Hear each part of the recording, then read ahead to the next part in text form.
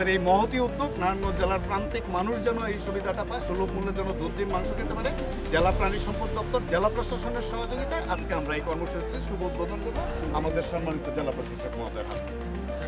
কর্মকর্তা মহোদয়কে ধন্যবাদ জানাচ্ছি, পাশাপাশি ধন্যবাদ জানাচ্ছি এই জেলার অন্যতম একটা ব্যবসায়ের প্রাণকেন্দ্র হচ্ছে নিতাইগঞ্জ বাজার সমিতিকে, যারা এই ঈদের আগে কথা দিয়েছিলেন যে এইবার রমজানে তারা নিত্য পণ্যের বাজারে কোনো জিনিসের দাম বাড়াবে না, এবং তারা তাদের কথা রেখেছেন। আপনারা জানেন যে আমাদের চাল বা চিনি, ডাল এগুলোর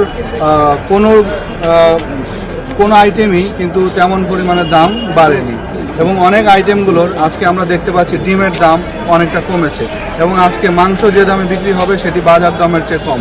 এবং আপনারা জানেন যে সয়াবিন তেল, যেটি নিয়ে আমাদের একটা চিন্তার বিষয় ছিল, সেই সয়াবিন তেলও আমরা সয়াবিন তেলের কোম্পানিগুলো তারা ট্রাক সেলের মাধ্যমে বাজার দরের চেয়ে রিডিউস প্রাইসে তারা এখানে সয়াবিন তেল বিক্রি করছে। সুতরাং আমরা মনে করি যে এবার নারায়ণগঞ্জবাসীর জন্য এই রমজান এবং ঈদটি একটি সহনীয় পর্যায়ে আছে, তারা সুন্দরভাবে উদযাপন করতে পারবে। তো আমরা আবারও মিডিয়া কর্মী যারা আছেন এবং আপনারা যারা আছেন, মিডিয়ার যারা আছেন, তাদেরকেও ধন্যবাদ জানাচ্ছি যে আপনারা এই বিষয়গুলো সবসময় কভারেজ করে থাকেন।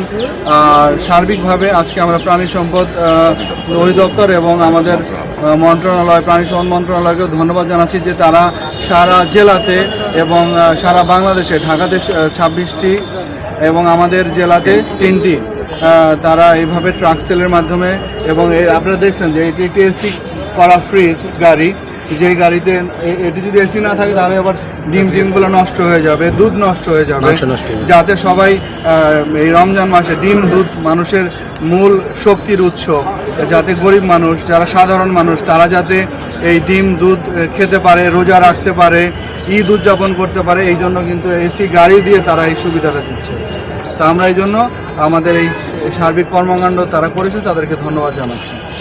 ধন্যবাদ সবাইকে। আমরা এখানে কেউ আছেন একটু বলবো, কে ছিল? ওনারা তো 650 টাকা কেজি গরুর মাংস